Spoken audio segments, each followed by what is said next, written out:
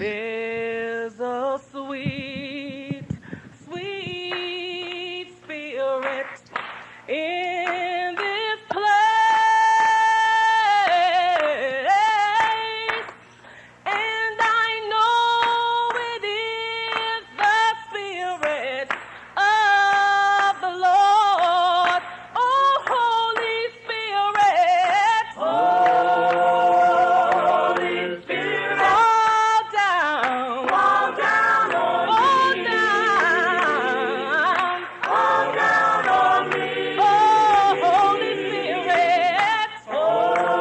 Holy Spirit. Fall down on me. There's a sweet, sweet spirit in this place, and I know it is the Spirit of the Lord. Oh, Holy Spirit.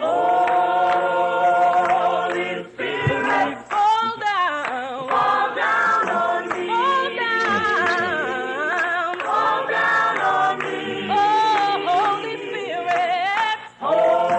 Holy Spirit. Fall down on me. Lord, let your Spirit. Lord, let your Spirit. Holy, holy, Lord, let your Spirit fall down on me. Oh, let your Spirit. Lord, let your Spirit. Everlasting Spirit. Lord, let your Spirit. I need your holy, holy, holy Lord, Spirit. Let your Spirit. I am waiting on your Holy Spirit. Your Spirit. Let your Spirit. Lord, let your Spirit fall down. Lord, let your Spirit. Let the Holy, Holy Spirit fall down on me. Fall down on me. Fall down. Fall down on me. Fall down on me.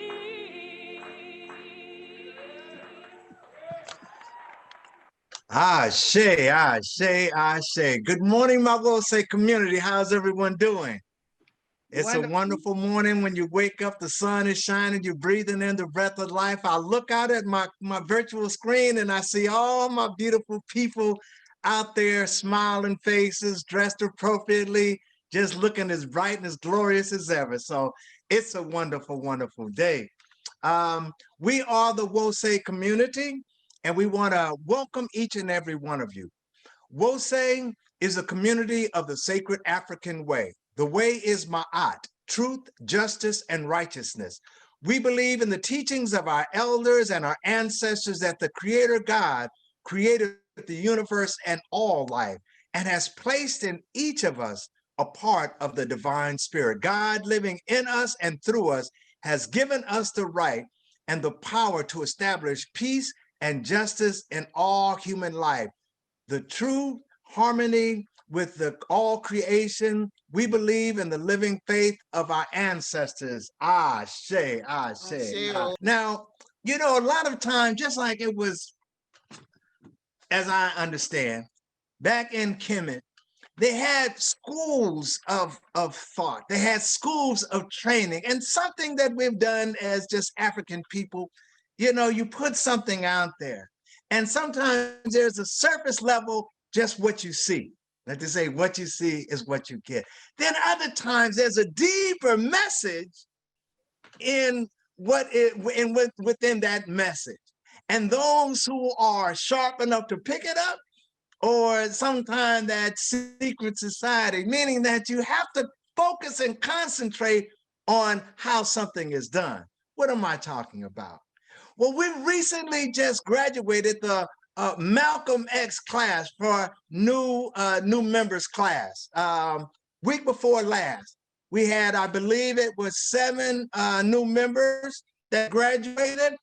And today, if you haven't really noticed what that theme is, just about most of the parts of service have been led by members of that new class. I say members of those who are graduated out of. Do you see the little picking that up? Working with it.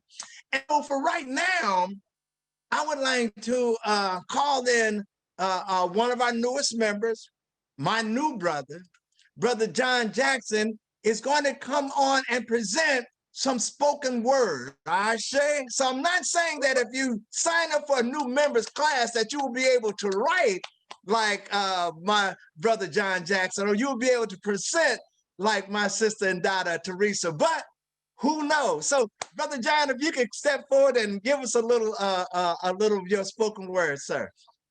Hey, Ashe, so I'm assuming I have permission of the elders to come forth and do this. Yeah, Ashe. Come forth, my brother. Come forth. All right. All right. So I'm gonna get in character and try to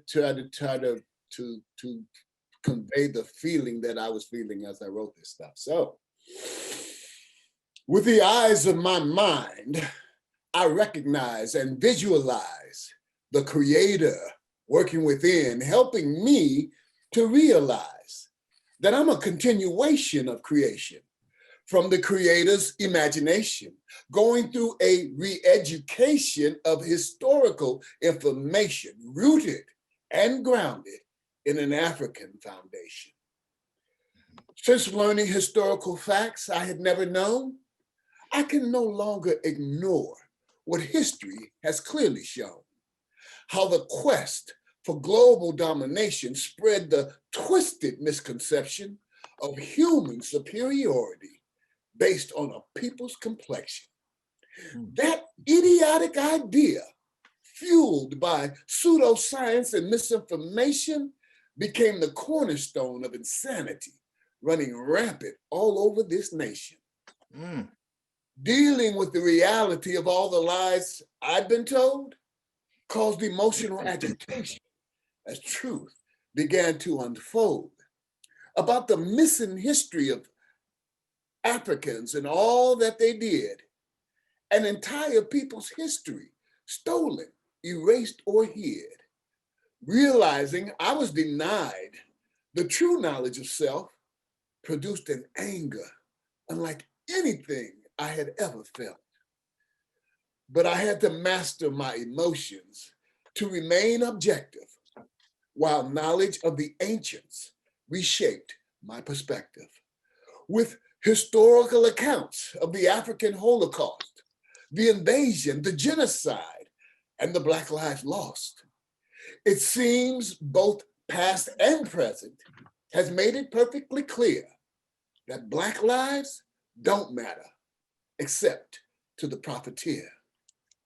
It's hard to think about the destruction of Black civilization, a highly advanced people that built a beautiful African nation, a people that gave the world the knowledge of so much, which begs the question, how did we get so completely out of touch?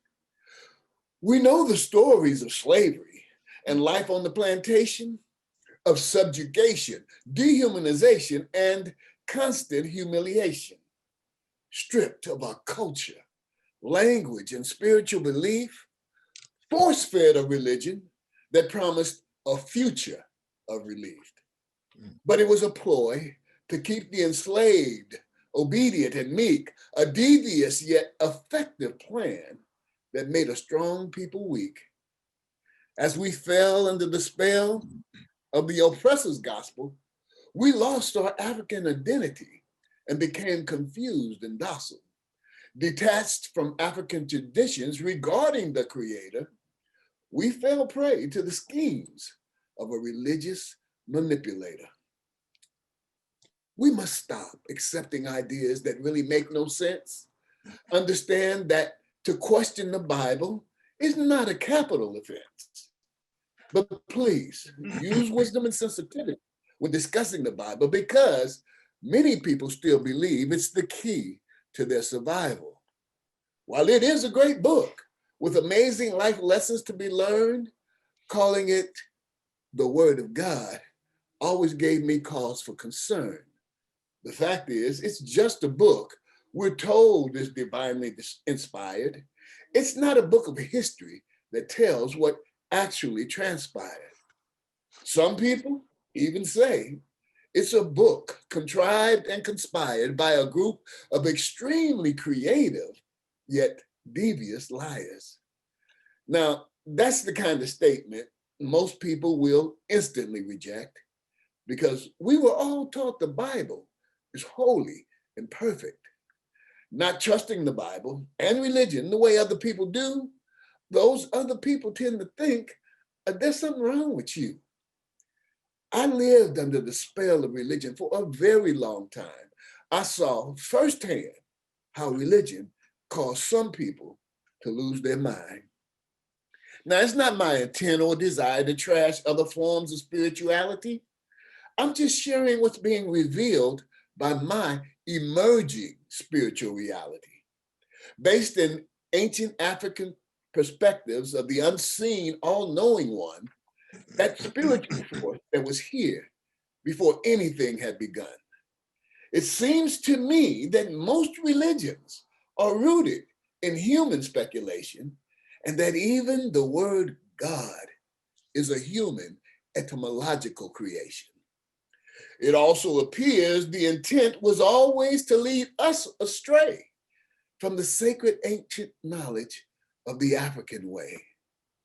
There's no doubt Western religion has been keeping us sleeping, so we would never awaken to the truth we should all be seeking, which is to allow the power of African unity to fill our conscious mind with the principles of Ma'at, which brings right order to humankind.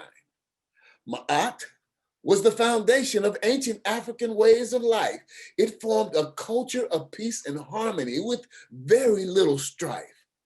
But then we adopted these foreign systems of religious indoctrination, which afflicted us with a chronic case of spiritual constipation.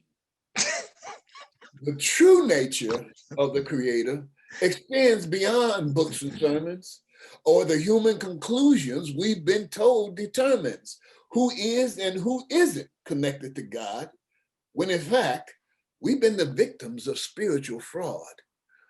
We must choose to be free and live out our own spiritual reality and avoid the dangers of having a closed-minded mentality. We must unplug from the matrix and become more mentally awake and a lot more discerning concerning our spiritual intake. The African wisdom that speaks of the first spiritual being provides more substance and meaning for believing without seeing. We've allowed foreign ideas to overtake and influence our believing, even though much of what we learned was not meant for our well-being. Let's re-energize the spiritual frequency of the first people ever to be, reconnect to our ancestral heritage, and reclaim our identity so we can experience a genuine connection to the motherland of Africa, even though the only home we've ever known is right here in America. Begin the process of internal spiritual reorganization to repair our cultural and spiritual fragmentation. As descendants of Africa, we must come together as one, for it's the only way to get done what we need to get done. Many stories are told to define that which we cannot see, stories that have been used to capitalize on people's misery. Stories with hidden agendas used to confuse and manipulate, to divide, conquer, and control, and make people easy to dominate. I say it's time out for foolish stories that keep us divided, stories that will forever keep us misguided and lopsided. It's time to end 400 years of miseducation. Time to start a process of cultural memory restoration. Time to rethink, rebuild, and return to our former glory. Time to stop letting others write the narrative of our story. And so I close with a deeply heartfelt declaration to proclaim my strong belief in a divine ancestral affiliation with the source of all life that made sure to plant in me a seed from the tree of life so I could be the best me I could be. Ashe, Ashe,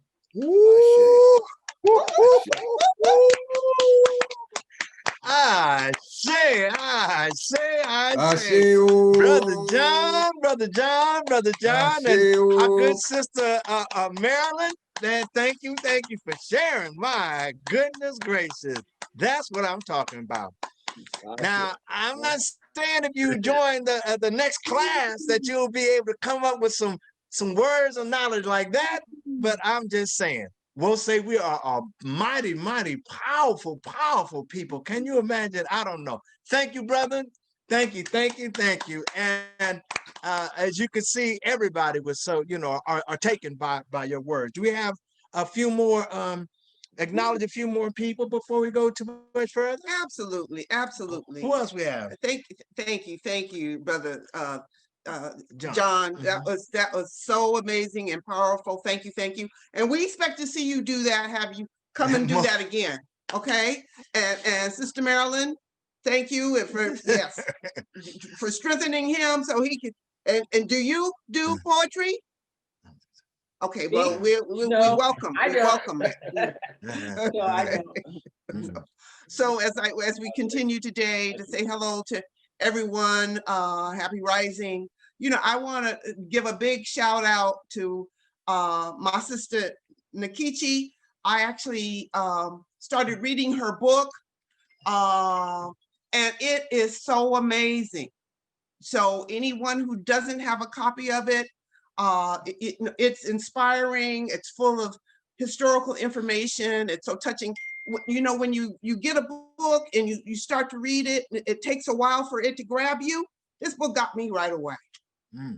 And so I was off and able to go by Marcus bookstores yesterday to check to see if they had it. Actually, I thought I was going to take it to them and tell them to go on and start ordering it and leave it with Sister Blanche for her to read. The book is already there. So we here in Oakland have no excuse. Okay, we can go get her book. It's wonderful. So thank you, Sister Nakichi. Your book is amazing. And I'll move on.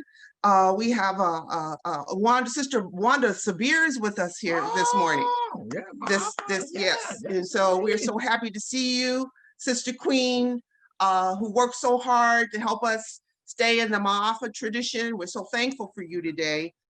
Mm-hmm. Brother Kalahari is here. Brother Bill Johnson, who worked so hard to help keep our systems going and he's in the back room doing all the work, along with Baba Jeff. Thank you so much for adding to our services. We're so thankful. You're amazing.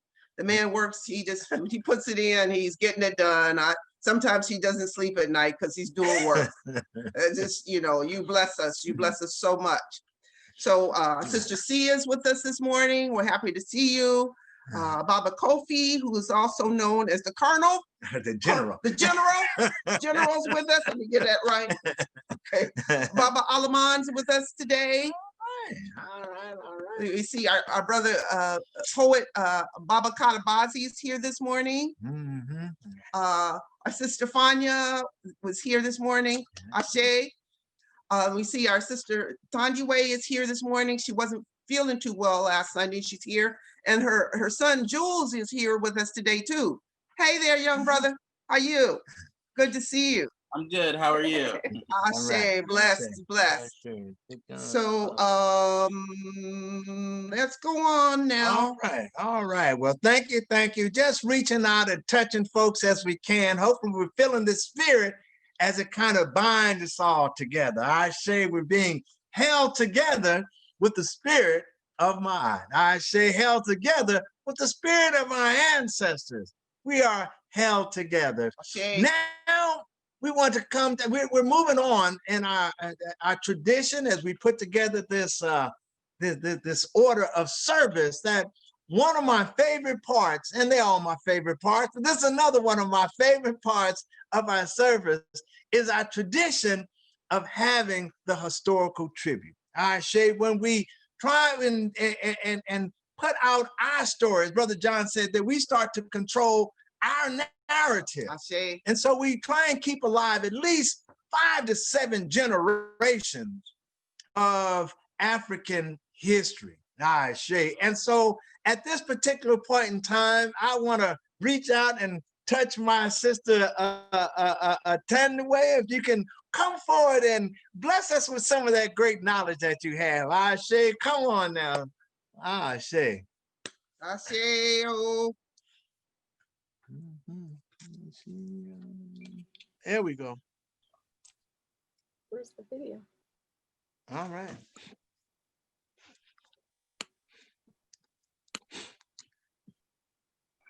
Okay. Kind of. Fire on the Move, the 1985 MOVE bombing. MOVE is not an acronym. It is a political and religious organization whose principles are anti-government, anti-technology, anti-corporation. Its creator, John Africa, born Vincent Leaphart, was West Philadelphia native and Korean War veteran whose ideology combined Black revolutionary ideas with environmental and animal rights, as well as Back to Nature movement. MOVE was founded in 1972 and still exists today. Though its membership numbers are unknown, members live communally and describe themselves as a family, changing their last names to Africa out of reverence for their founder and for the continent. In nonviolent but disruptive demonstrations, members protested at zoos, pet stores, and political rallies. The group believed in composting, homeschooling, and a diet of raw foods, and speak out against war and police brutality. Members frequently had run-ins with authorities. In 1978, MOVE engaged in a 15-month standoff after then Mayor Frank Rizzo, notorious for volatile relationships with Black residents and activist groups, ordered the group to be removed from their home. The confrontation ended in the death of a police officer, for which 9 members of MOVE, nicknamed the MOVE 9, were controversially convicted and given life sentences. In 1982, the members relocated at Osage Avenue. Their neighbors constantly complained to the city about their trash around their row house, confrontations with residents, and that MOVE members broadcast sometimes obscene political messages by bullhorn. They maintain a complicated relationship with Philadelphia residents. Some sympathized with their mission, while others found their lifestyle to be disruptive. May 13, 1985, residents had known that day was coming because tension had been rising for years between MOVE, a Black liberation group, and the Philadelphia Police Department, and between MOVE and their neighbors. After they spent 3 years at Osage Avenue, then Mayor Wilson Goode, the first African-American mayor of Philadelphia, gave the order to evict them. Police ordered residents near 62nd and Osage to evacuate from their homes before the standoff. They told them to take their clothes and a few personal items and expect to return to their homes by the next day. The nearly 500 extremely armed police officers gathered at the scene, geared with bulletproof vests, tear gas, They had the SWAT team, machine guns, explosives, and an anti-tank machine gun for good measure. They even had a helicopter on the scene. Our sister Ramona Africa, member of MOVE, stated that fire trucks aimed 4 water cannons at their home. During that time, all the members were in the basement, and the water was just pouring down on them for a very long time. This was before the fire. Additionally, authorities ordered the city to turn off the water and electricity of the entire block. The police had come with warrants for several people they believed to be living in the compound at 6221 Osage Avenue. No one was sure how many weapons the MOVE members had or even how many people were in the compound. The police guessed that there were 6 adults and possibly as many as 12 children inside. The MOVE members, meanwhile, had built a bunker on the roof of the house, giving them clear view of the police positions on the street below. Ramona Africa said that approximately 5:30 a.m., the final warning from the police was announced. Attention, MOVE! This is America. Sambor, the police commissioner, yelled into the megaphone to the people in the compound. You have to abide by the laws of the United States. Sister Ramona said, I'm still trying to figure out what he meant by that.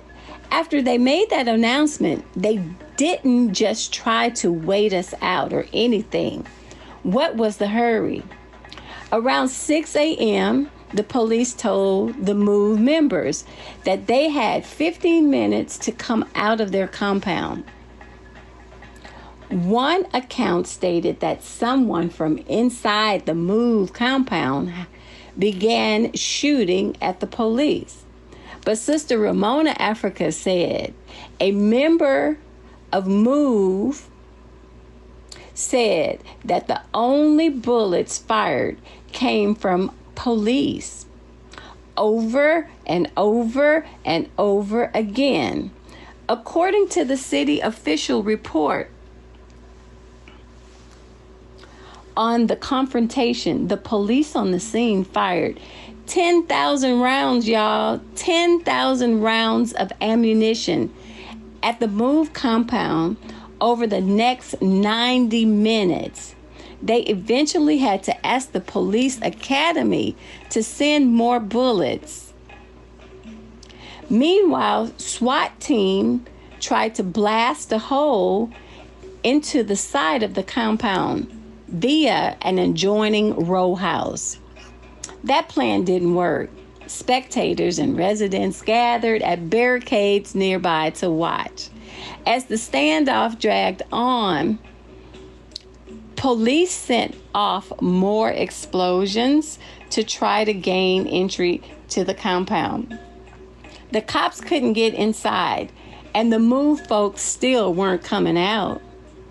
It was chaos, and it went on like that all day. Gunshots and explosions, and well-tended homes nearby being shot up and blown up.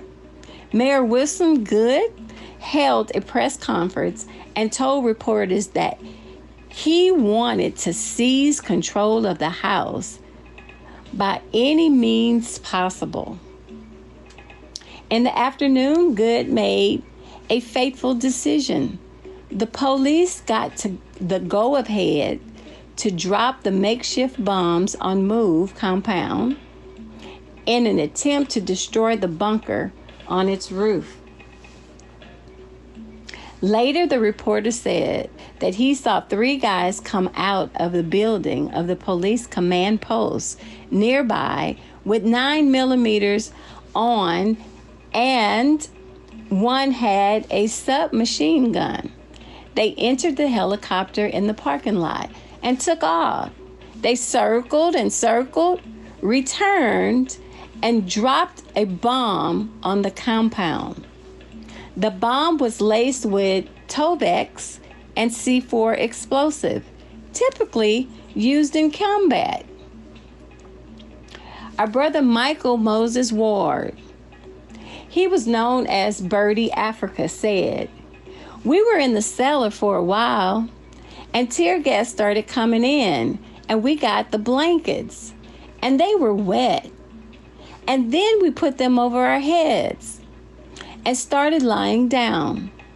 The explosion was loud and the neighborhood shook, viewed by witnesses and television viewers, and heard by all." Sister Ramona Africa said that they felt the house shake, but it hadn't occurred to them that a bomb was dropped on it. Pretty quickly, it got smokier and smokier. At first, they thought it was tear gas, but then it got thicker. It started getting hot in there.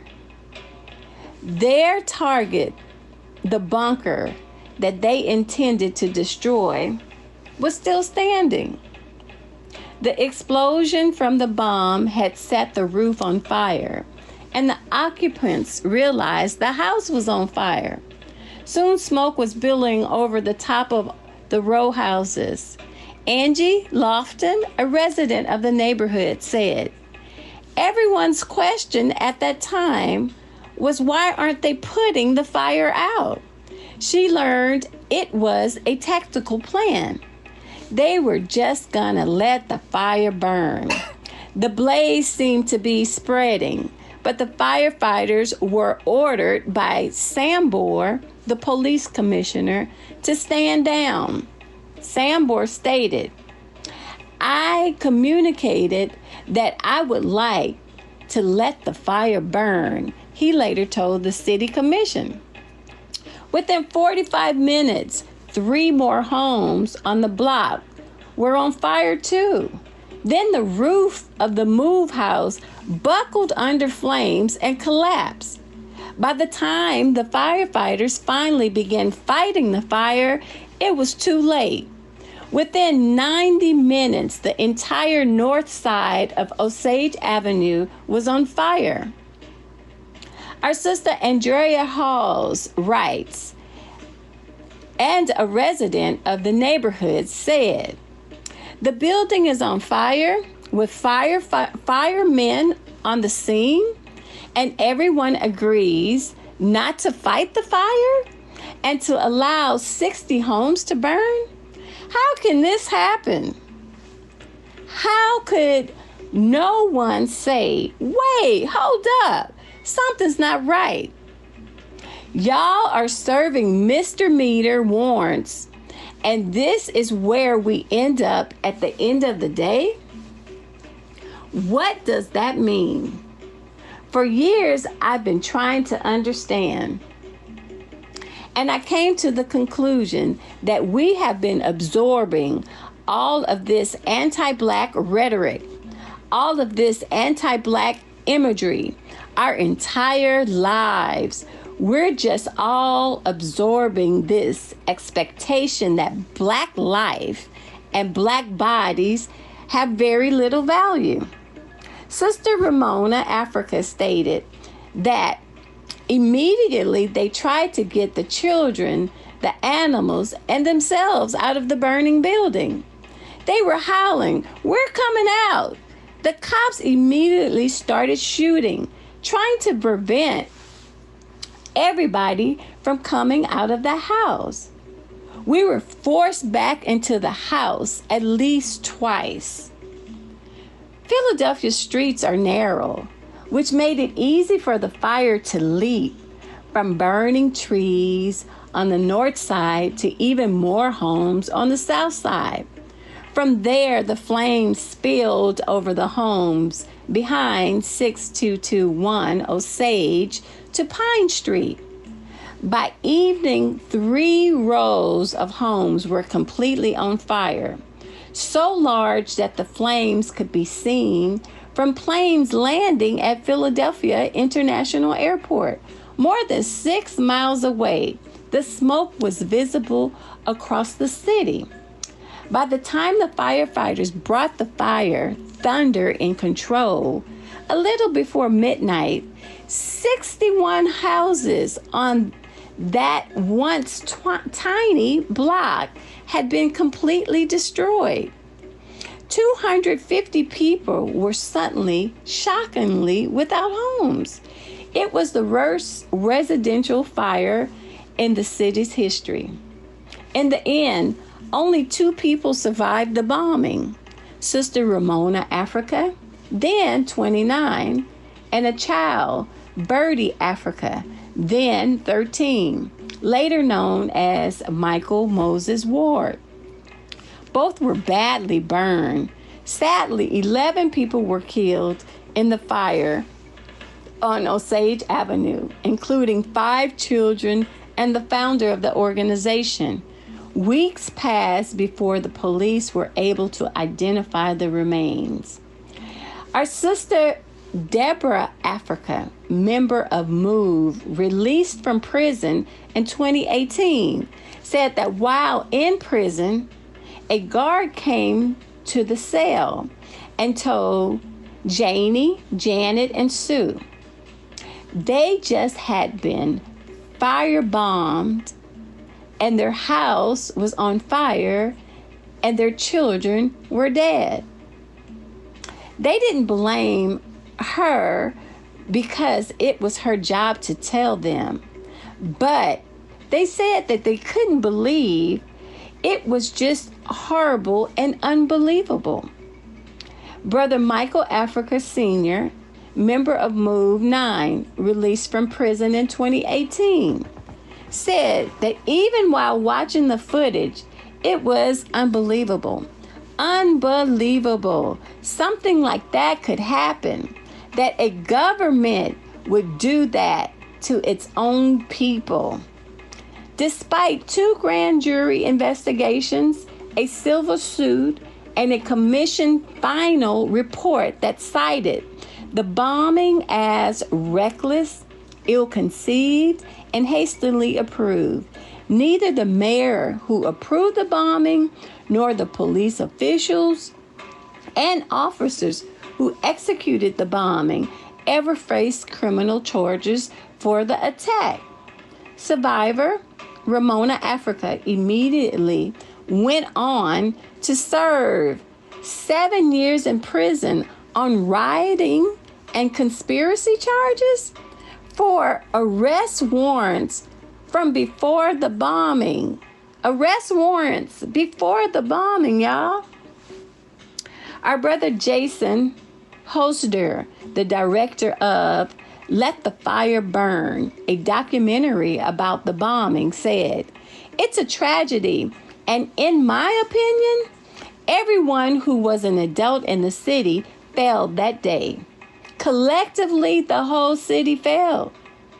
Neighbors returned to the shoddy construction in 1986, and by the early 2000s, 2/3 of the neighborhood was brought out by the city. The city bought 2/3 of the neighborhood, y'all. Today, the houses are largely vacant. The bombing, now deemed one of the worst tragedies in the history of Philadelphia, lives on in the memories of the city's resident. A few residents never left the 6200 block of Osage Avenue, and they're quick to recall what their neighborhood was like before the spring of 1985. It was a nice block right by Cobb's Creek Park, part of a safe, close-knit community where Black folks barbecued together while their children played in the street. Well, the issue of race and policing in the United States has become a regular force in the national news.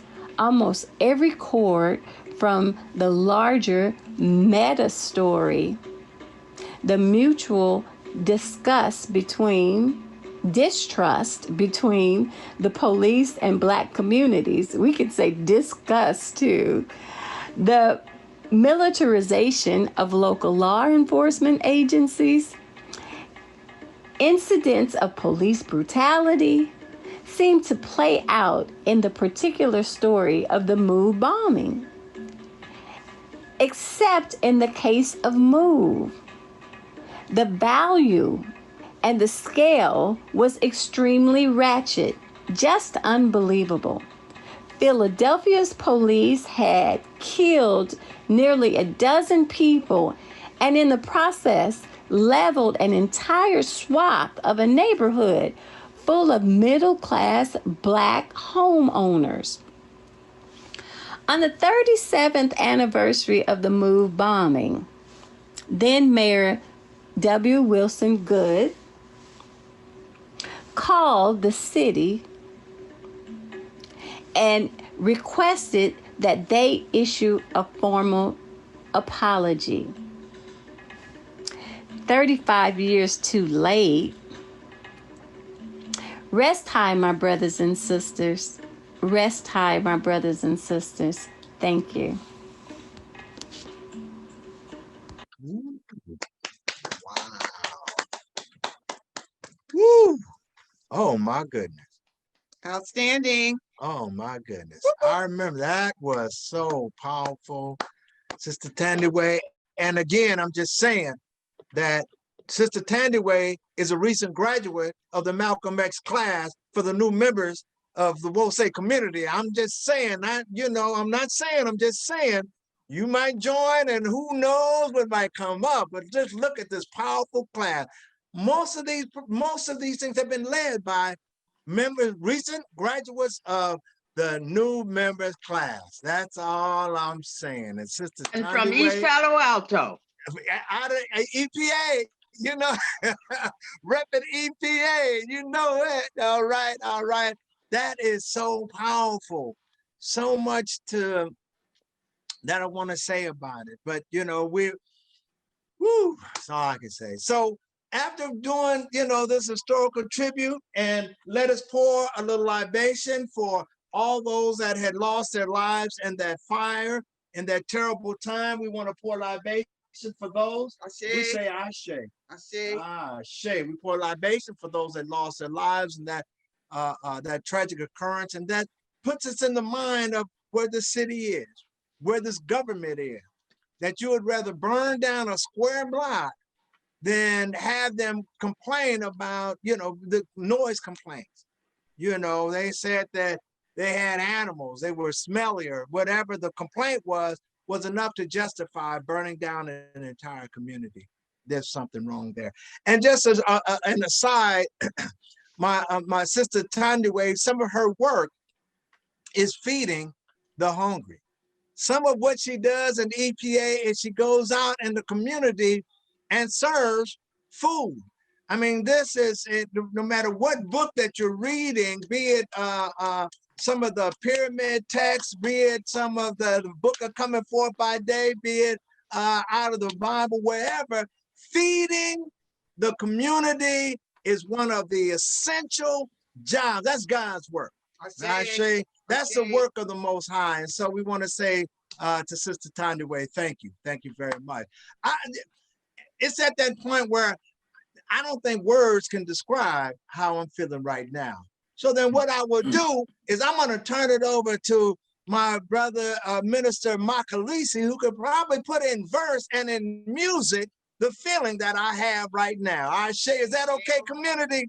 Is that okay? Minister Makalisi, could you give us some music? Could you give us a song, sir?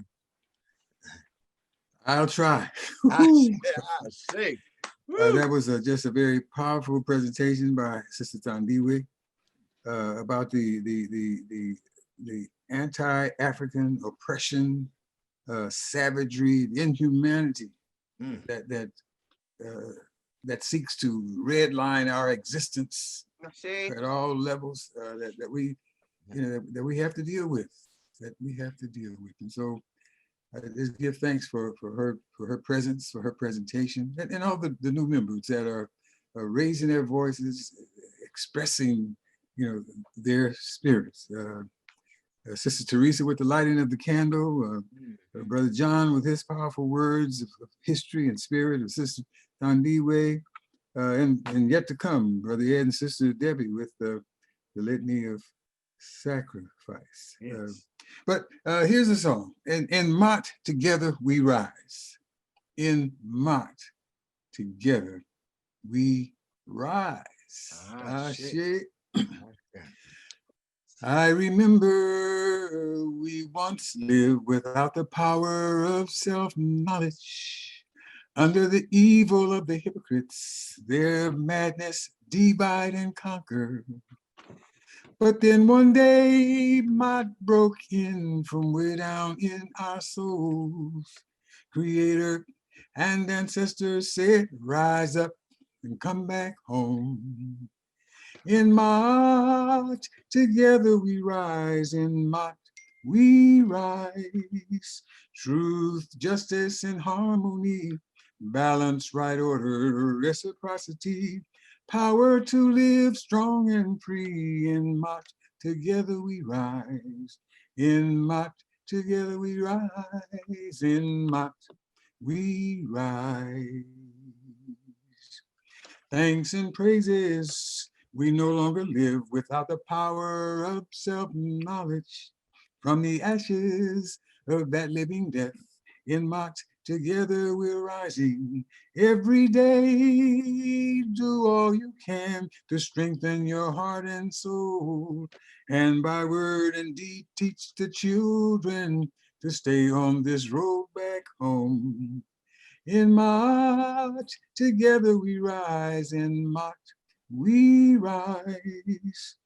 Truth, justice, and harmony. Balance, right order, reciprocity. Power to live strong and free. In Mott, together we rise. In Mott, together we rise. In Mott, we rise.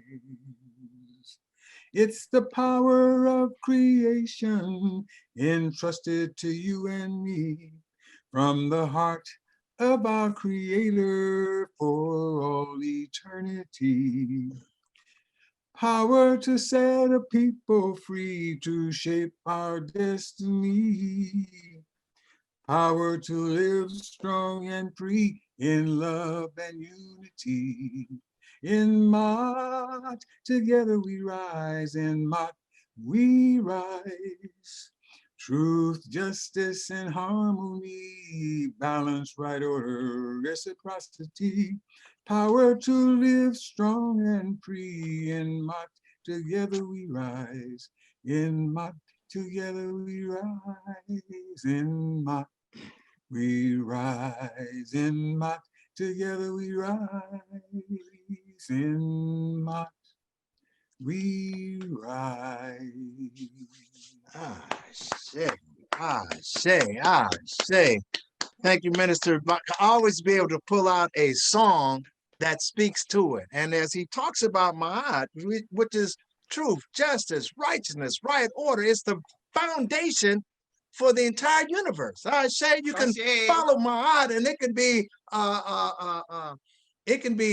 a cosmic, the cosmos. We're talking about that. You can follow Ma'at, and it can be right here on earth where we are right now, talking about nature and having a balance with nature.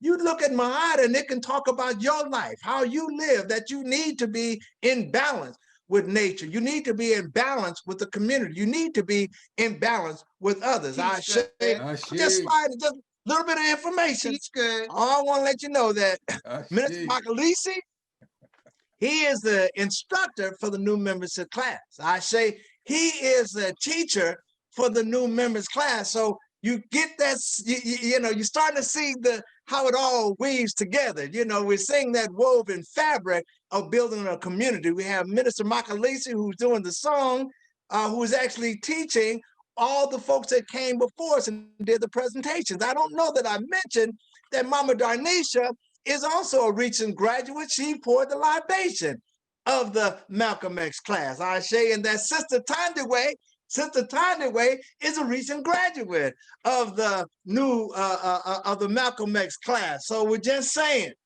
find that theme and look within there and see where do you fit within that whole sphere? You know, where do you? Ashe. I say, my Alicia, this And knowledge brother Sidney is one of the facilitators of the new members process also. Ashe. So I it's say. teamwork. And brother Tyamba just kind of hide in the background, but he be doing his role too. Shit. He is working behind the scenes, folks. Time is working behind the scenes. But it lets you know. So I mean, times like this, and we've all, I would like to say it like this. When you're living in history, you don't realize it. I say that when you're living during these great times, you don't know that you're living, you're just living. And years later, you can look back and say, wow, that was pivotal. Wow, that was profound. There was something important happening. Well, we're living in that time now. And when you have brothers like Makalisi, who's teaching, Brother Tyamba, we have who are actually teaching classes right now. If you want to get it, come in and get what you can. Minister Imhotep having Black Knowledge Matters is available right now that you can come in on Wednesdays. Professor Manu is having classes right now, you know, during this time. So the knowledge is there. And what we don't want to do is sit back 10 years from now and go, man, I wish I would have took that brother's class. I wish I could have. Yeah, we should do it. So just opening it up right now.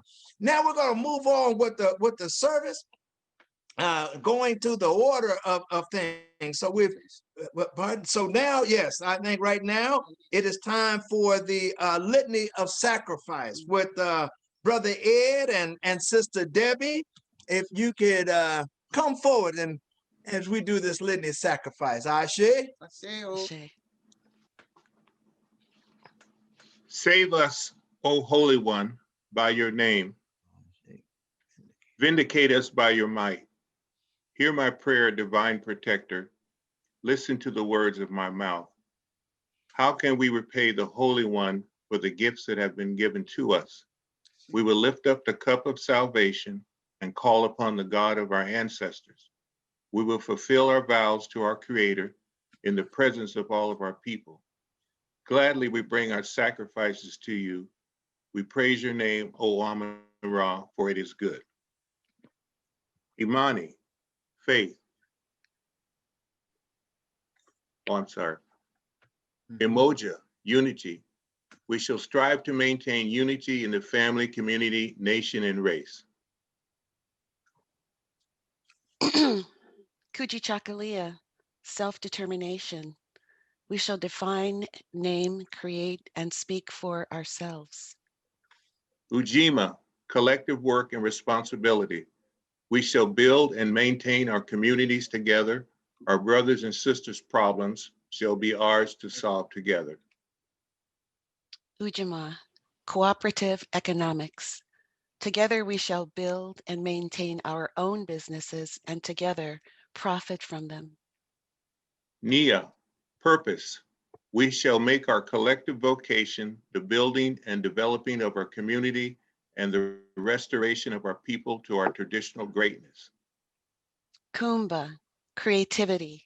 We shall do as much as we can, in any way we can, to leave our community more beautiful and beneficial than when we inherited it. Imani, faith. We will believe with all our hearts in our God, our people, and in the righteousness and victory of our struggle. Of our struggle. Ashe. Ashe. Let us pray. Oh Lord, we love you and thank you for the gifts you have given to us. We are so richly blessed. Yes. We love you and thank you for the honor of serving you with our gifts of time and money. In keeping with the law of reciprocity, we understand that to whom much is given, much is required. With your anointing, we know it will be enough. Cover those who did not have to give. We pray they will find the strength and hope that is in this circle. Let your name be ever on our lips. Let us abide in you forever and ever. Amen and Ashe. Ashe. Beautiful, beautiful. What a beautiful place. And I don't know, Sister Debbie, it sounds like one of those FM voices that comes on the radio like late at night. Good morning. Yes, This is Debbie. yes, You got such a beautiful yes. voice. That's all I say. I mean, it's kind of going off topic. But speaking of businesses, I don't know if you guys noticed. We're rocking our stoves right now, and I guess later on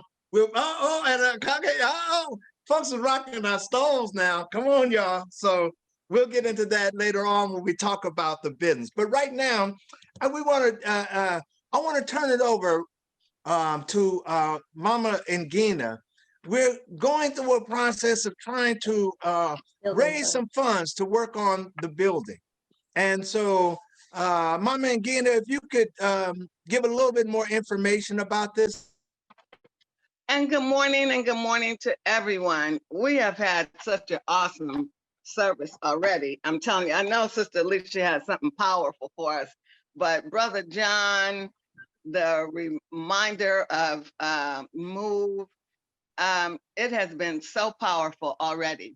So what we did last Sunday was to kick off the first week of our building fund. We have an awesome building that belongs to us at 8924 Holly. We've owned it since the 80s, and it is in need of some repair. We have some mismatched windows. It hasn't been painted for a very long time. And I don't know of any spiritual community that does not have a building fund. So I have been collecting estimates and bids for the work, and they're getting better and better. And last week, we had $5,000 pledged. As of today, we have $1,800 of that has been seen. Mine, Brother Ty, Sister Fanya's, Sister Sia. So I listen every Sunday morning to KBLX Spirituals.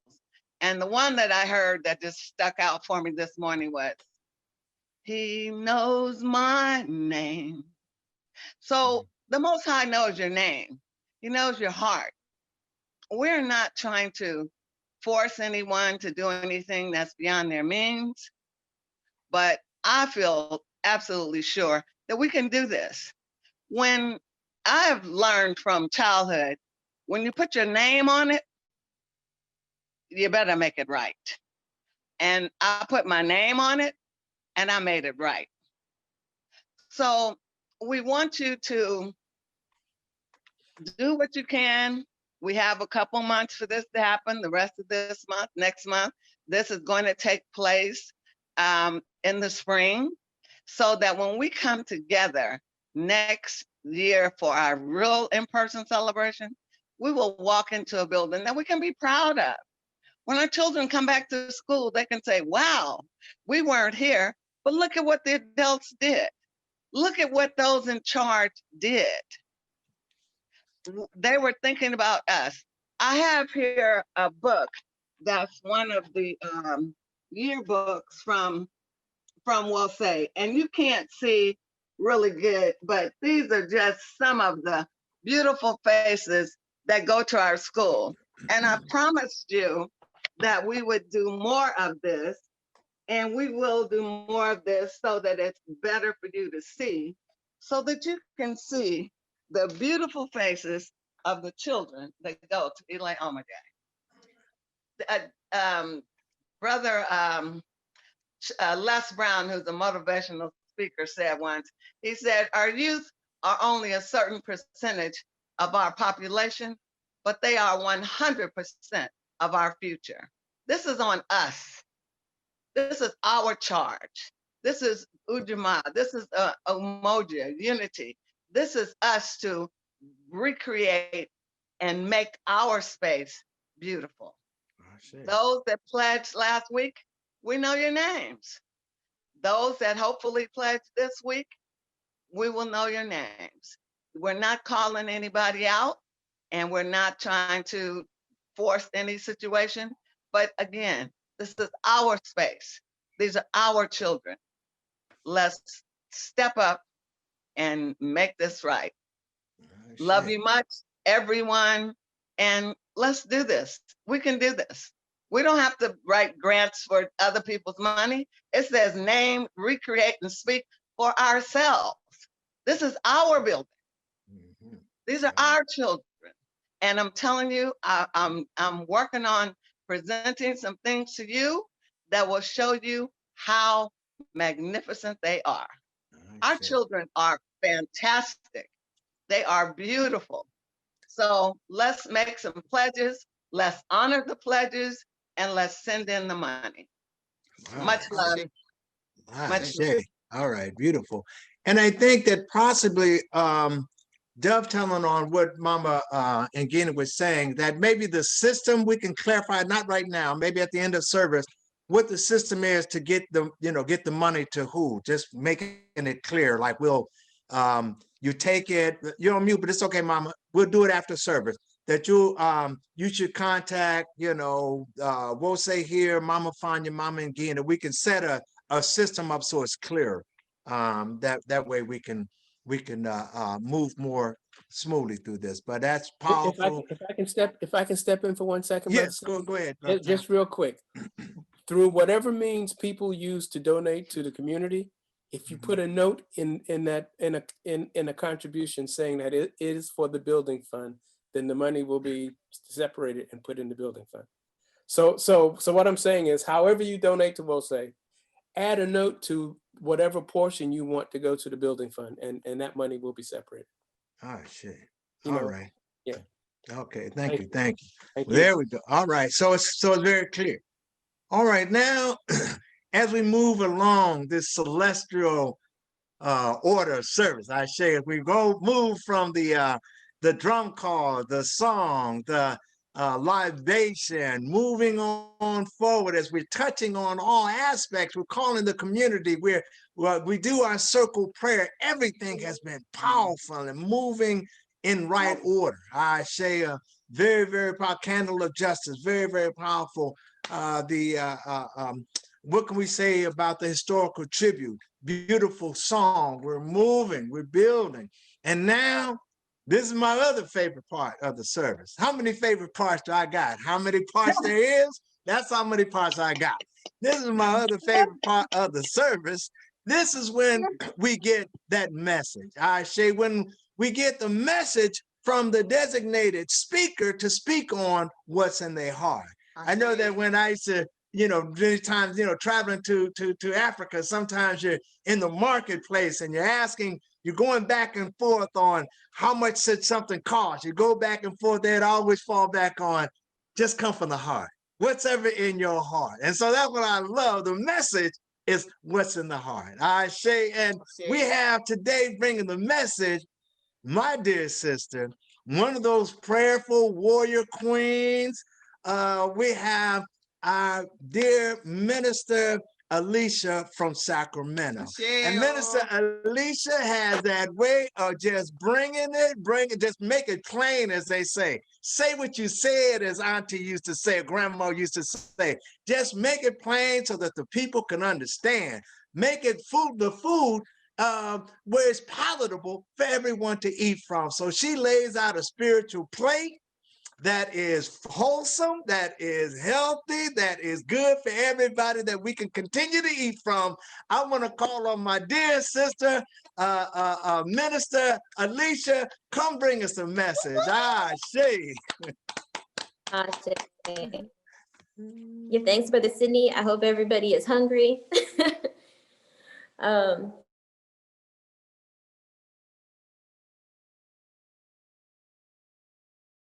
That information about the MOVE organization, I did not know a lot of that information. That was on point. And I didn't know that it was actually on my birthday that happened.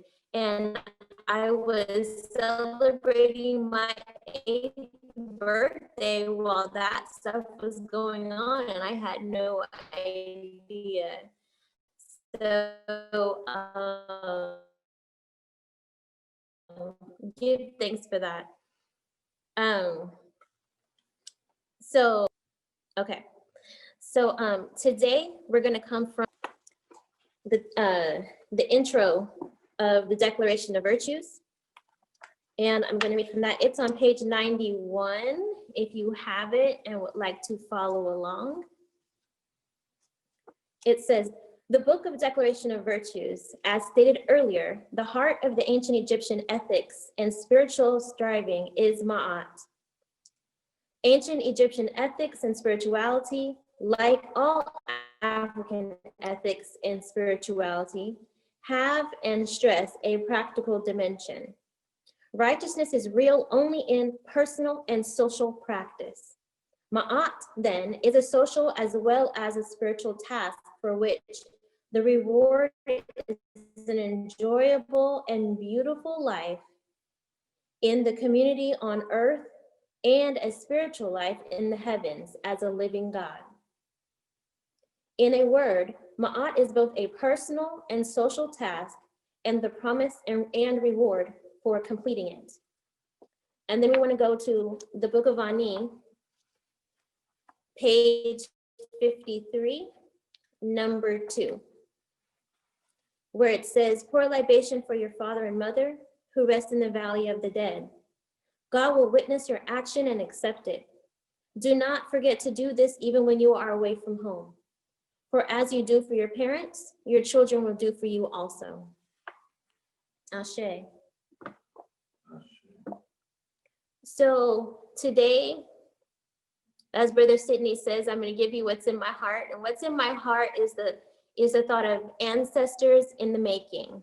So that is our title for today, Ancestors in the Making. So right now, we kind of land smack in the middle of 2 holidays that one just passed and one's upcoming. Normally, I don't really celebrate any of these things. I watch other people do it. and I don't, I really don't take to a lot of these holidays. A lot of times I get many thoughts and stuff from my children about how they want to do this and how they want to do that. And I bend a little I'll take them to a harvest festival instead of going out trick-or-treating, instead of dressing up in costumes, instead of doing all that stuff. I take them to their grandparents' house instead of making a cooked turkey and getting all the stuff. I let them, go and communicate and talk to their grandparents. But this year has been a little different. This year has been trying. This year has been, a lot of things have been new. A lot of things have been heartbreaking, and a lot of things have been to where it's a struggle. And so I seen this year where my children were struggling with being home, being away from their friends, doing things out of the norm, so many things not being able or capable to do, and being confined into the house just with each other. I mean, we love each other, but there's a limit to the time where we could just stick together so closely.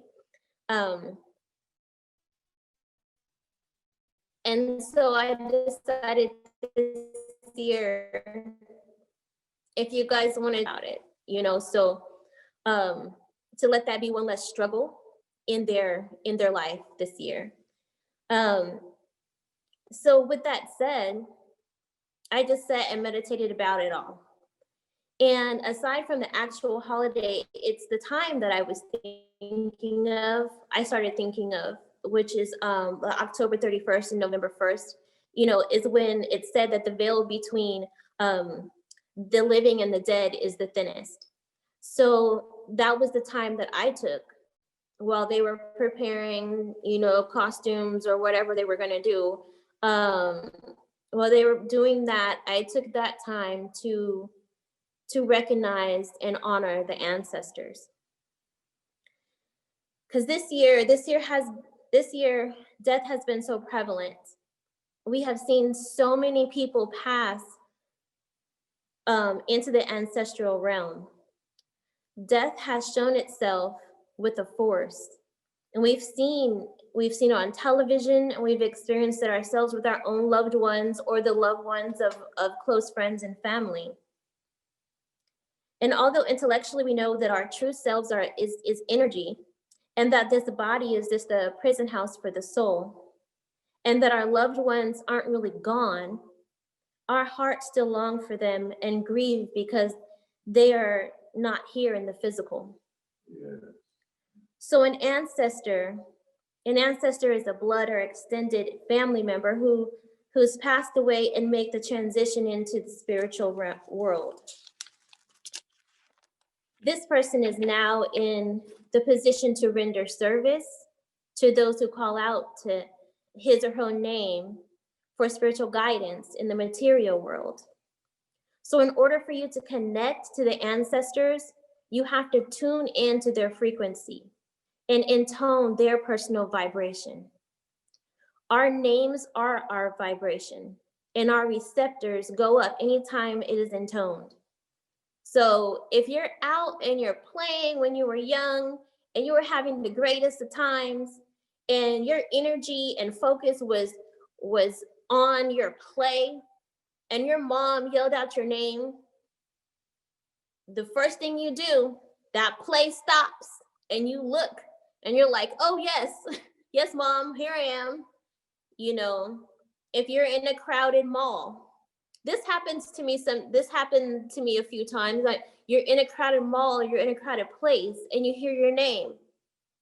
It could be from far off as I don't know what, and you're like looking around because that's our vibration. And so we're looking around to see where the source is that is calling. And our ancestors do the same. From where they are, we call their names and we hook to that vibration, and they're looking for us to see who's calling me. What would you like? So whose names are we calling and why? Think of ancestors whose name you call. What was it about that person that made you love them so much? What was it about them that made you pick up the phone while they were here to communicate with them, to maintain relationship with them, to honor them, to seek counsel from them, to spend your precious time with them? What was it? Examine this matter for yourself. Surely this person's beloved qualities that they had that made you love them well beyond the grave. A lot of people say, well, I love you to death. But it's like, I love you to death and beyond. Okay, so, or you could think of ancestors that we didn't know personally, but just heard their stories. What keeps you calling their names? What place do they hold with us, and what characteristics do they possess that keeps you calling their names? So I think of what characteristics did this person possess being born in 1840 and living all the way in Ghana? What was it about her life that made me in 2002 name my daughter after her? And in 2020, the name, the echoing vibration, Ya Asantewa, is still being called when we pour libation. Or in 1887, born in St. Anne's Bay, Jamaica, Marcus Mosiah Garvey. Did anyone know him personally? I sure didn't, but I call his name frequently. What characteristics did he possess?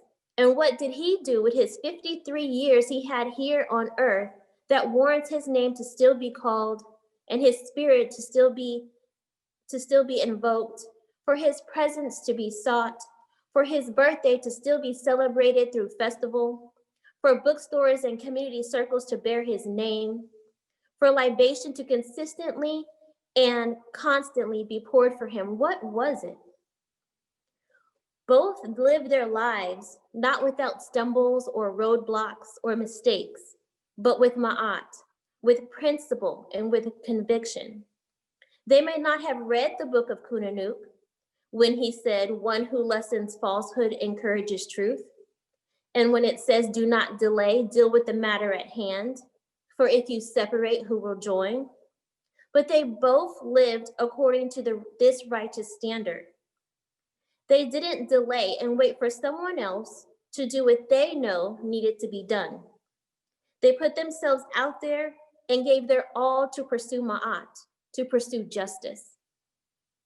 The of our ancestors can show us a model of who didn't succumb to despair and succeed in life despite of it.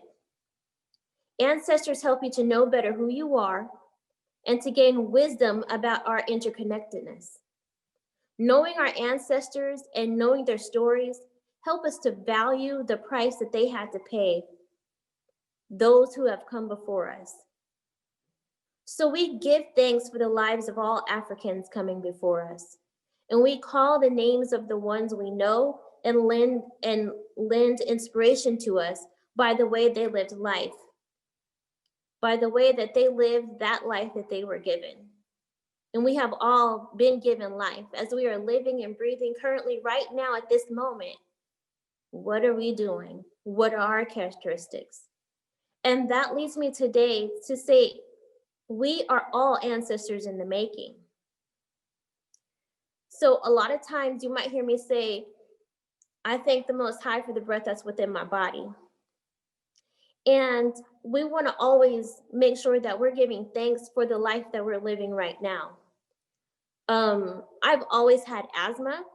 My father has asthma. A couple of my kids have asthma. So when I'm thanking God for the breath that's within my body, I'm not playing with that. I'm thanking God for the breath that's within my body.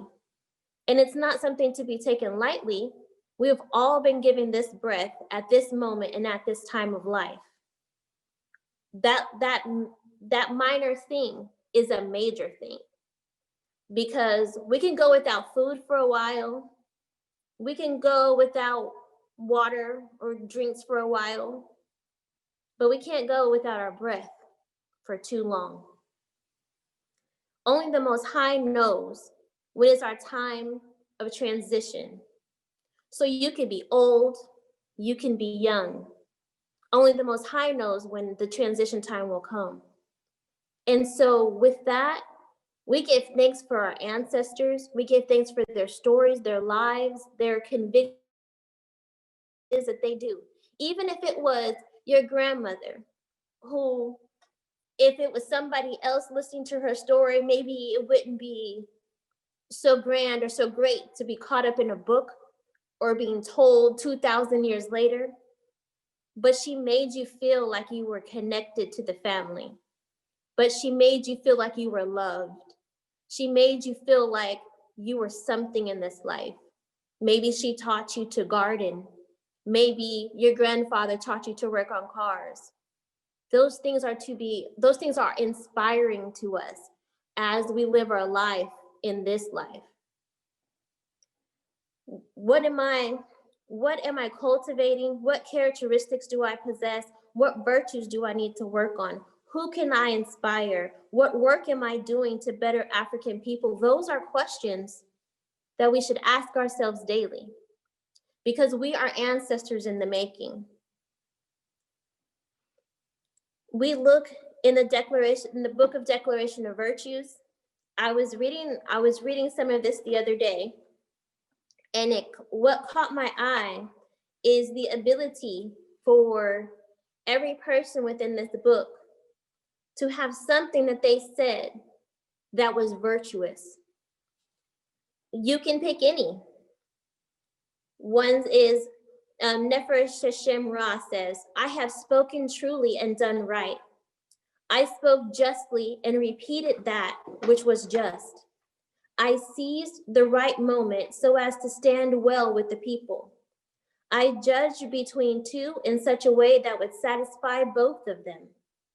I rescued the weak from those who were stronger, as much as was in my power. I gave bread to the hungry, clothes to the naked, and brought the boatless to dry land. I buried those who had no children and built a boat for those who were without one. I respected my father, pleased my mother, and raised my brothers and sisters. Now, when you're looking at this, you wouldn't say this was a hero, or this was somebody who, did these great things. We're talking about somebody who in their everyday life did their righteous thing. Yes. In their everyday life, Yes. they did what was just. It wasn't that big thing that everybody's looking for, that was so great that everybody should be pouring libation to them. It was those little things.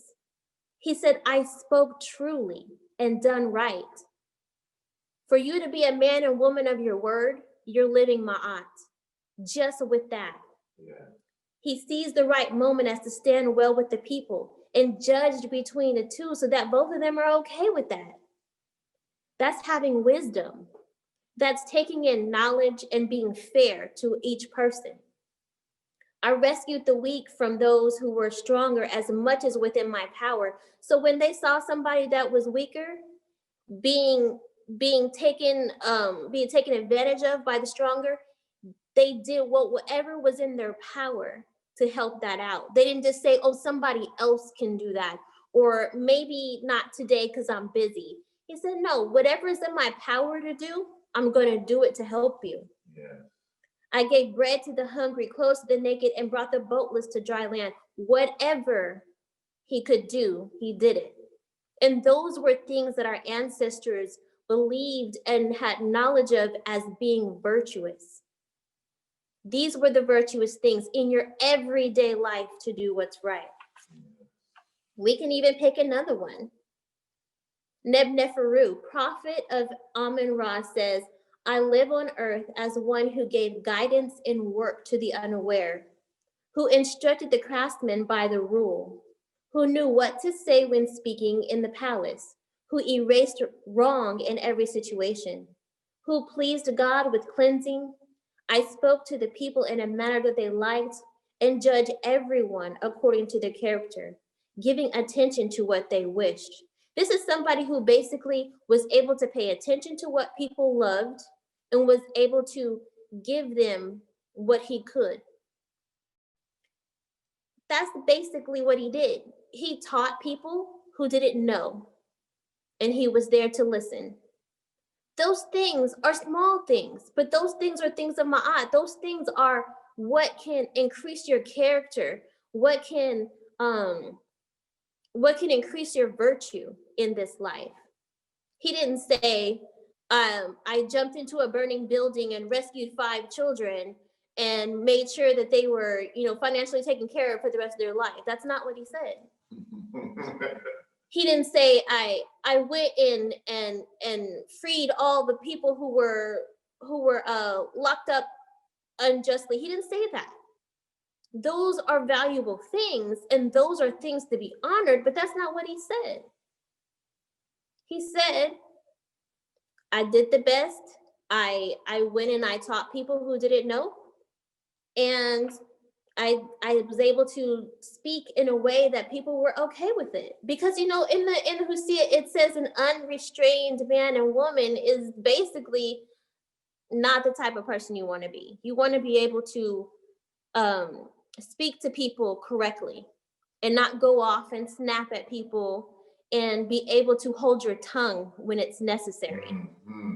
And those things are in the Hosea, and those things are part of the virtuous life that we are trying to live. This one says, Tifi says, I am the vanguard and the rear guard of the people, one who finds the solution where it is lacking, a leader of the land through active assertion. I choose and use the words well and am collected in thought on the day of the joining of the 3 southernmost districts. For I am a champion without peer who spoke out when the people were silent, on the day of fear when Upper Egypt was silent. Those on whom I placed my hand never met misfortune, for my heart was committed and my counsel was excellent. So he's just basically saying, I got you coming and I got you going. I got you. You good when you hanging out with me.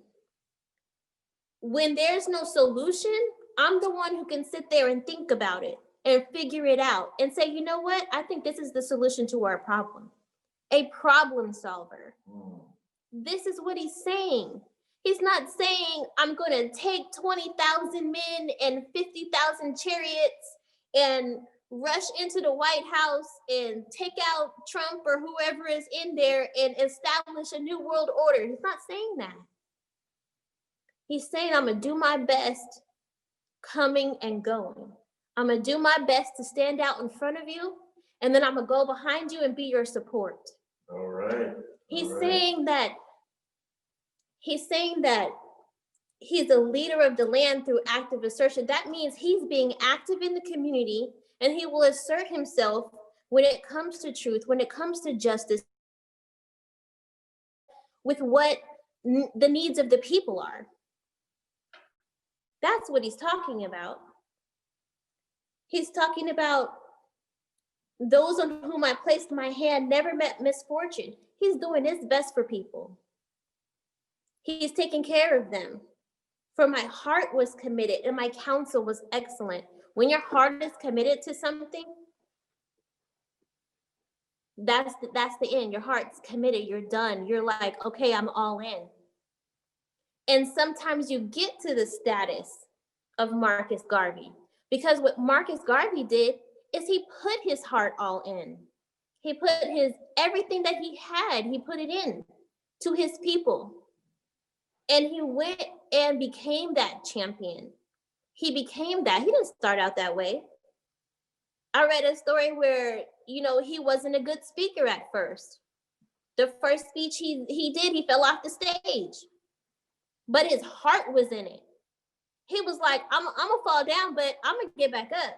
And I'm gonna still tell my people what needs to be told. A lot of times we think people have to be the greatest of speakers, the greatest of this, to be able to do something in this life. Virtuous person.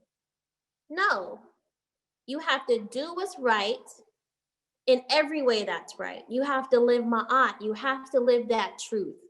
You have to speak that truth.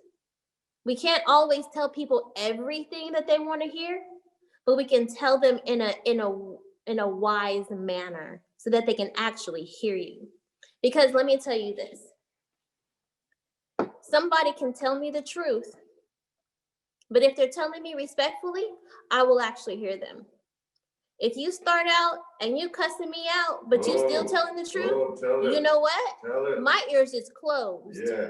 And I'm not going to hear anything that you have to say. Don't come at me wrong, because whatever you say could be the greatest thing on earth, but I'm still not listening. Oh, make it plain. So the thing is what the Husia is telling us, what our ancestors are telling us, what Ma'at shows us is that when you're speaking to someone, it is a value and it is a virtue for you to be able to say your words in a way that someone else can hear the truth. Oh, beautiful. Can't hear the truth when it's clouded with stuff that I'm not feeling you. You cussing me out and calling me names and then trying to tell me the truth. I'm not listening. So we have to be able to cultivate these things. We have to be able to cultivate that virtue. We have to be able to cultivate the ways of Ma'at. We are ancestors in the making. So I give thanks every day for this new opportunity, or for a new opportunity to get it right. Yesterday, I might have messed up. I might have did something wrong. I might have slipped and said something I shouldn't have said. I might have fallen down on the job. But today is a new day to get that righteousness right. If it's a new day to move up to that struggle within myself, because many times we're not struggling against other people, we're struggling against ourselves. Yes. And sometimes we have to let that go and let our inner being guide us to where we are supposed to be. So giving thanks for this new opportunity. Giving thanks is important, This Thanksgiving holiday is coming up, and America has done what it always does to every single holiday that it has. It's over commercialization and covering up the truth about what that holiday really is. I remember one time Dick Gregory was talking about Thanksgiving, and he said something to the point where he was like, Thanksgiving makes no sense. Everybody is sitting there and they eat so much that they're falling out and they gorge themselves on all this food. But really the thanks should be giving thanks to the earth. He said, give thanks to Mother Earth, and that should be a day of fasting. Mm-hmm. He said fasting should be on that day, not sitting there, overeating and working all day, cooking in the kitchen, slaving on yourself to eat a big giant meal. And a lot of the times Thanksgiving is like that. You spend all day the day before and all day on that day cooking. Yeah. Nobody eats breakfast. Nobody eats lunch. Everybody starves all day to eat that one meal because you're not going to have no room for all that food. And it's just excess. And he was saying, like, stop with the excess when we're giving thanks. If you're really giving thanks, God gave us this earth. God gave us this earth to take care of, not to exploit. So because we were given this earth, we need to be thanking God for it and fast. Not be greedy and overeating. And I thought about that, and I was like, you might be onto something. So, the past 15 days, I've been studying the book of prayers and sacred praises.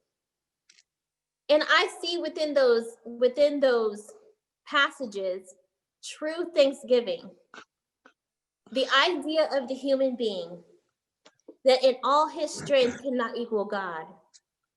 I see in those passages that the idea of the human being and in his weakness can lean on God for strength. And that strength comes when we call. You remember when I was talking about the vibration and the ancestors? The strength for us when we are weak comes when we call on the Most High. So I give thanks for weakness. I see. And I give thanks for strength. I see. I give thanks for the power and the opportunity to call on the Most High. And at that moment, we're aligning ourselves with the will of the Most High. It's the will of the Most High for his children or his people to lean upon him. We are not to lean on other men. We are not to lean on money, on wealth, on others' perceived strength, on the White House. We're not to lean on drugs or alcohol. We're not to lean on sex or food. Yeah. Only him. Yeah. And God will continue to show us that over and over again. It's not for us to lean on these things. Those things will fail every time. Yes. Drugs will fail you every time. Money will fail you every time. Other people will fail you every time. Yes. You might have some success leaning on a friend or leaning on your mama or leaning on this or leaning on that, but other people got their other things. And sometimes when you call them, they are not available. Even when they have their cell phone, they are not available. Because the one thing that happens with other people that doesn't happen with the Most High is that when you call them, they have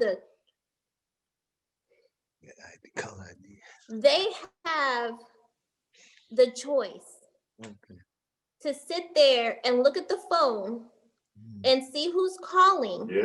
And they have the choice to pick up or not pick up.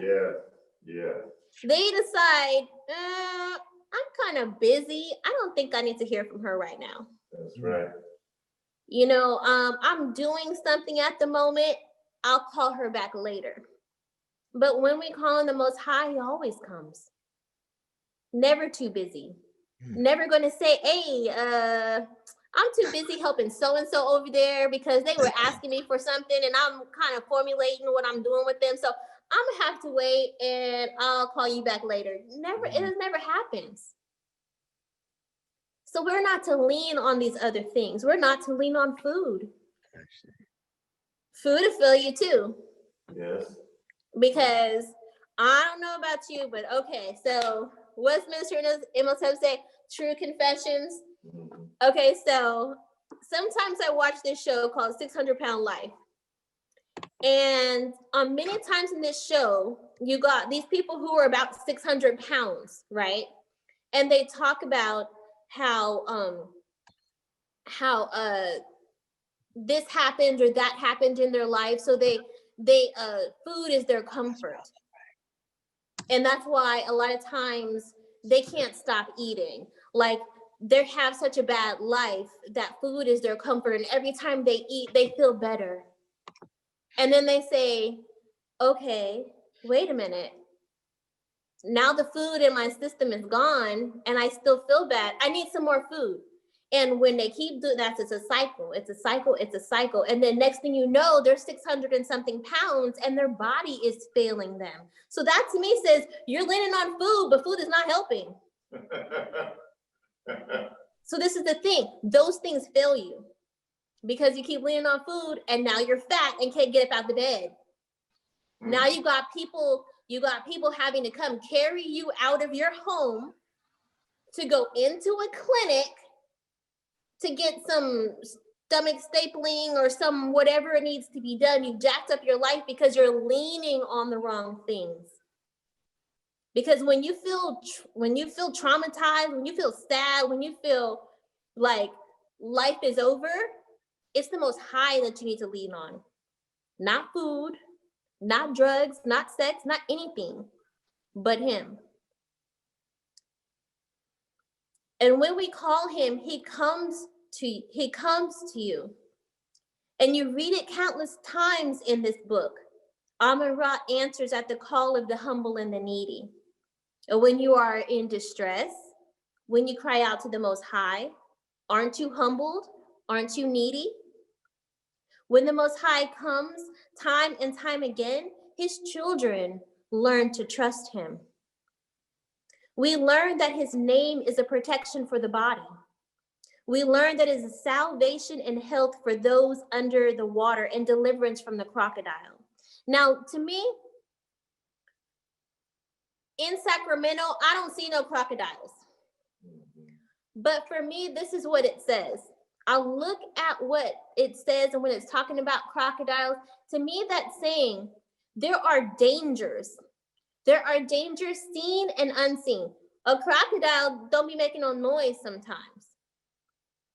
You might see the little eyes above the water, you know, but you ain't gonna hear nothing. And you could be just walking right by the water, having a grand old time, and all of a sudden that crocodile come out and snatch you up and you didn't even know what was going on. And I take that to mean the dangers that we don't see, the dangers that we are going along in the world unaware of. Those are the crocodiles in our life. Those of us who do not live near the swamp, or those of us that do not live near where there are crocodiles at. He's giving us deliverance from that. He's keeping us safe from those things. He's letting us turn left when we were thinking about turning right to go home, but He knows that there's someone lurking in the dark over there. And so something tells us, you know, go that way. And we arrive home safe, not even knowing what we have just been saved from. And that's what I'm talking about. We learn in the Hosea that in the times of turmoil, He is the deliverance from the mouth of the aggressive. We learn that the Lord of righteousness lives in righteousness, so there's no need to dwell on anxiety in our hearts. We learn that Ra is more helpful to us than millions of soldiers and hundreds and thousands of chariots. We learn that He is the helmsman that knows the waters well and is the rudder for the weak. We learn that although we make mistakes, the Most High has inclination to be merciful. Have you ever met somebody that in your interaction with them, it's like you do one thing they don't like and all of a sudden they don't want to talk to you? they're like, forget her. You know, they're not being merciful. They're not being forgiving. And that's not how the Most High is. Although we make these mistakes, the Most High, he's inclined to forgive us instead of inclined to be like, oh no, you did that, death and destruction for you, you know. But just like the ancestors, we need to call on him. We need to call on him instead of TV. Yeah. We need to call on him instead of overspending in retail therapy. Now, I'm good for some retail therapy. You know, it's great. I'm not even going to sit here and front to you. It's great because it helps in the moment. But just like everything else that you lean on that's not the Most High, it is imperfect. Yeah. You go there and you have a great time picking up stuff. Oh, this is cute, girl. You take your friends. You be like, oh, I like this. I'm going to get this, you know, and it feels good for the moment. Then you get home and you realize you're broke. Yeah. You say, oh man, I forgot about that bill. And you went and spent all your money on some shoes. It is imperfect. Unlike leaning on the Most High. You need to call on him instead of eating that cake or drinking the alcohol or smoking that cigarette. We need to align ourselves with the will of the Most High. The will of the Most High is obviously to get closer to him, to lean on him. When we see destruction in the world, to not have that anxiety within our hearts, because that anxiety causes bodily injury. And I'm not talking about, oh, it hits you over the head or some physical injury. I'm talking about what is messed up on the inside when you're sitting there having anxiety over things that you cannot control. So when we're talking about things like fear and worry and all of that stuff we can't always, that has to do with the future. That has to do with something that we cannot control. So why are we dwelling on the anxiety in our hearts? Have your insides be clean. When the ancestors used to take out the insides of a dead person and they put them in the canoptic jars, they would inspect them and say, and then they would be able to tell, this person, I thought that they were so spiritual, but they've been fearful for a long time. Because you can tell within the different organs of our bodies what's been damaged and why. Minister Mahdi was talking about character and Ma'at last week. And really, if we really want to be African-centered, and if Kemet is where you look to for your spiritual expression, we got to get these concepts into working order, because death is a common thread that links us all. Whether you are a raw food vegetarian or a full carnivore who's never seen a salad or eaten a Brussels sprout, you will someday transition into the ancestral realm. We're all gonna go. We do not know the time, only the Most High knows that. But what will you say when you get there? Will you be full of excuses and explanations? Oh, well, Most High, you know me, homie, you know what, I did this because, and it's okay because my mama be praying all the time. And I didn't help that person that you sent to me to help because, I was busy that day and I really didn't feel so well. These things are explanations and excuses. Are we saying that? Or are we saying, I am the rear guard and the vanguard of the people? Are we saying, I've been able to tell the truth? I've been giving of my wisdom to the people. What are we saying when we get there? What will you sound like? And what will be said about you when you go? And I'm not talking about the funeral, because everybody says the good things at the funeral. Everybody. Like, I haven't been to a funeral where somebody's like, this person was garbage. They did this, they did that. Everybody want to remember the good stuff at the funeral. But it's after the funeral that I'm talking about. What are they saying about you? What are they whispering? You know, so-and-so never paid me back my money, or so-and-so was always lying, or so-and-so, you know, stole something out of my house. And then they go to the ways of fighting over your possessions. So will your name be called for libation? In anybody's libation? Even the brothers on the corner. Are the brothers on the corner calling your name when they're pouring out their 40s? Are your children calling your name? Have they seen you pour libation? Because to me, when I'm looking at in the book of Ani, it's talking about pour libation for your mother and father who rest in the valley of the dead. Your children will witness this. Yes. And that they will do for you also. See, to me, it's like this. If you are seen by your children, you teach them, you show them, you give honor to your elders, you give honor to your ancestors, and you live that life, when you go, your children's going to pour libation for you. But if you never show them, okay, we're going to honor our elders, we want to honor our ancestors, they might not even think about pouring libation for you. They might not even think about calling your name. So yes, our ancestors are sacred to me. My personal ancestors, whom I'm learning more about, and my extended Pan-African familial ancestors. Being here in America,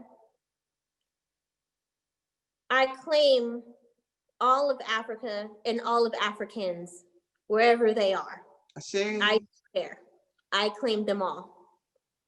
Because I'm not stuck in that thought process of only these are my people, or only these people that I, grew up with, these little circle of people are in my family, because I could have come from anywhere. It takes so many, and I mean thousands of people coming together at specific times to just make you. Think about that. Over the years, it has taken thousands upon thousands, probably millions of people coming together at an appointed time, at an appointed place, to make the person that comes before you, that person that comes before you, the person that comes before you, to make you. So why would we not claim all of Africans? Why would we not honor all of our African ancestors, no matter what continent that they are born or growing up in? We honor them all those ones whose blood runs through our veins. We honor them all. Learning their stories gives me strength. And not only that, helps me to never complain about my circumstances, but always to give thanks. I'm constantly in thanks. Because seriously, I could complain about Sacramento. I can complain about my house. I can complain about my kids, which I do sometimes. I can complain about my state that I live in. I can complain about this country. I can complain about this country all day. But you know what? At this point in this time, I give thanks for the things that my ancestors had to go through in order to put me in this time, in this place right now. In this time, in this place where I could relatively walk down the street and not be harassed. Relatively, because it happens. But it's not a consistent thing. It's not me and my husband were watching a video. Some movie, I don't remember what it was. And they were talking about the sundown laws. And so the brothers in the movie was driving through a state where the sundown laws were enforced. And they got pulled over by a policeman. Now the sun was getting ready to go down. And so the brother was like, well, I mean, we're headed here and we're trying to make it there. We're almost there. Their car had broke down. They had gotten a chance to fix it and they were back on the road, which is why it took them so long. So the guy was like, hey, well, you only got so and so minutes to get to the other state. So they went and they were trying to drive to the other state. And they wanted to like dash out, like speed or whatever, right? But the speed limit was 35 miles an hour. And they were trying to get out of the state. And the policeman was behind them and of course would pull them over if they were to break the speed limit. They were able to make it across the tracks in time. That policeman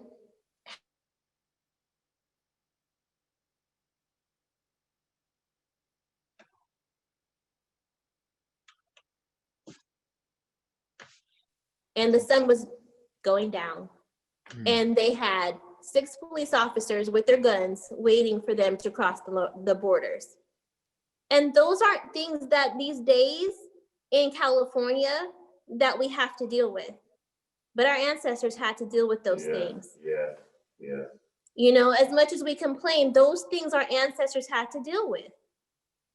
They had to deal with, they may have ailments and people don't know they had ailments, nor did they care.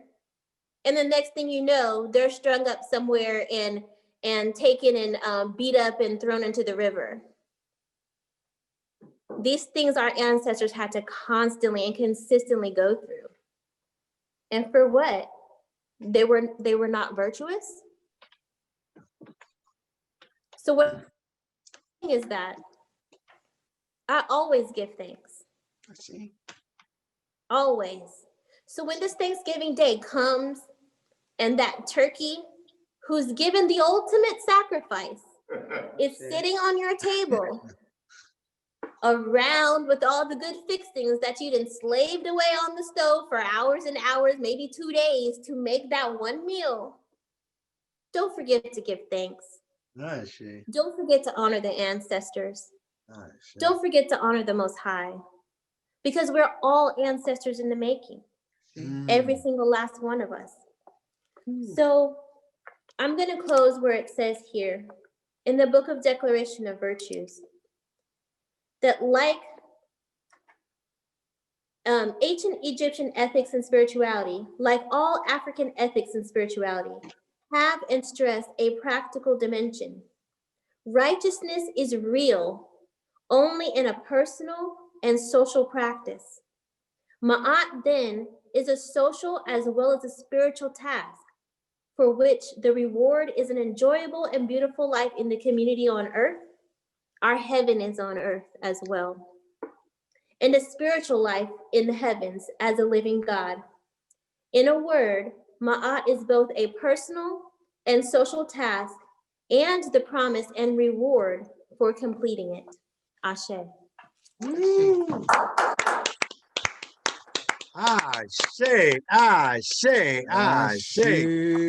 message. Beautiful message. Brother Minister Makalisi, could you come in and offer up an invitation for those who may be interested in joining this movement? Ashe. We give thanks and praises for the message coming from Minister Alicia. We give thanks and praises for the spirit of God living in and through her. We give thanks and praises for this message. Ancestors in the making. We all are on that path. We should want to be on that path. And like she read in closing, that Ma'at then is a social as well as spiritual task for which the reward is an enjoyable and beautiful life in the community on earth and the spiritual life in the heavens as a living God. That should be a place, a status, a character that we want also to be exuded from us in everything that we do every day of our lives. And it doesn't have to be, as she was reading earlier, that, you know, this large, humongous, earth-shattering, earth-shaking thing. That it's small things. You know, in the book of Feeble, I was looking at here where it talks about you know, many are the small good deed is not hidden from God. There are many other small things that deserve respect, but few other great things that merit admiration. So we just need to be, all of us, every day in all of our lives. What am I doing? Am I thinking modest? Am I doing modest? Am I practicing modest for brothers and sisters, my peers, and for the children, especially for the children? Am I doing the kind of things that when I'm gone from this physical life, I'll be rewarded. I'll be embraced by the ancestral realm, by the worthy ancestors there, and my children, my relatives, my friends, as they're struggling with challenges in their lives, will they pour libation and call my name for some guidance, for some help, for some foundation? You know, ancestors in the making. That's what we're about. And so this community, we're all endeavoring to be one of those ancestors in the making, and know that we'll have a welcome in the afterlife. But in this life, you know, we need to work together to be the community, the social interactors. And so we're inviting, if there's someone out there that wants to be a part of this community, part of that movement, want to work on yourself and help us to work on ourselves, so we can have that place of honor in the afterlife, because we made some good decisions, large and small, in this life, in this physical temporal life. We invite you to come on out here, you know, unmute yourself and say, let me be a part of this community. Let me be part of this movement. I want to come in there and get myself ready to be an ancestor in the making, an ancestor in the Matian making. Is there anyone there today? Let's hear from you. Let's feel your spirit. The minister, if I may speak. Yes, sir. Okay, we don't have any new members this week, but we did have a member last week who joined, but was too ill to speak. We heard from her. Yes. We heard from her today. She did do the historical tribute, but I'd like to give Sister Thandiwe a chance to give some remarks as a new member, if she would like. All right. Blessings, family. Thank you, Baba Tai. I just want to thank each and every one of you for embracing me and my son when we walk through the doors. I'm happy and excited to be on this journey. I appreciate each one of you. Thanks a lot for your prayers and your calls and your concerns. Had a challenging week with my health. I'm feeling much better this week. I'm not going to claim illness. I'll just keep it moving. But looking forward to embracing my new family and walking the walk of my So God bless each and every one of you. Thank you.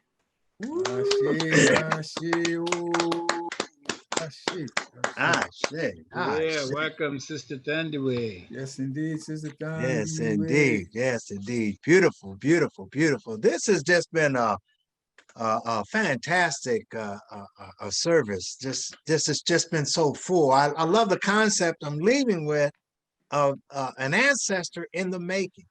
You know, I read about, you know, the concept of when a child is born, that they put something in their mind that they're creating. You may not be perfect at birth, but we laid out that is what you're striving for. As Minister Alicia said, you know, I may not got it right yesterday, but I've been blessed today with the opportunity to do something better. That's a powerful, powerful thought and a powerful message as we move along. But before we close up service, we'll recognize a few more people. My wife, we got a few more to recognize before we close up. And we've had such a spirit-filled service today. And I know all of us that are here feel the blessings that come from this meal, this complete meal that we've had today. Thank you, each and every one. Thank you, each and every one. So today we have our Mama Rose, that serves and cooks for our children at Eliama Day. She's been here today with us. We lift her up We miss being able to see you in person and hug you, Mama Rose. And then there's another Mama Rose. There's a Mama Rose in Sacramento. She's also been here with us today. We're good to see you. Good that you're here. We have a sister, Michelle Cummings. We're happy to see you today. Baba Damu, who teaches our children at Iliamade, teaches them jazz music, really, you know, shapes young musicians. He does a beautiful job, as well as he brings music to us and serves us on when he's able to. We're so thankful that he's here today. Baba Mainu, our illustrious historian, he's here. He's been here with us today. Sister Gloria has been here today. Sister Ikena in Atlanta, she's been here today, and your stole is on your way to at your home. So you have a stole coming, Sister Ikena. Queen Mother Thurston has been here with us today. So happy you're here. Let's see, Baba Hanif, the musician, Oakland musician, he's been here today. Sister Bobby in Sacramento has been here with us today. We've been so blessed to have everybody in attendance today. We're so thankful, and so thankful. I'm done. Oh, Minister Amadi from LA, he's here. All right. Minister Amadi's here. Well, thank you. I will, we'll bless everyone with lift every voice. I see. Lift every voice and sing, till earth and heaven rings, ring with the harmony of liberty. Let our rejoicing rise high as the glistening sky. Let it resound loud as the rolling sea. Sing a song full of the faith that the dark past has taught us. Sing a song full of the hope that the present has brought us. Facing the rising sun of a new day begun. Let us march on till victory is won. Amen.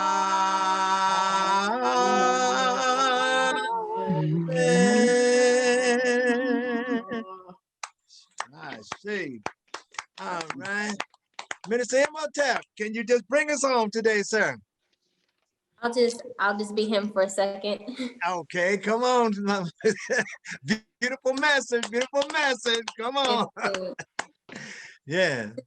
And to those who have lifted us up faultlessly before the throne on high, may they empower us to be one people, one people, one aim, one name, one destiny, one destiny, one love, one love, one heart, one heart, one God. one God. And let us call upon the name of that one God as our ancestors and elders have done countless times and for time immemorial. Let us all say, Amen.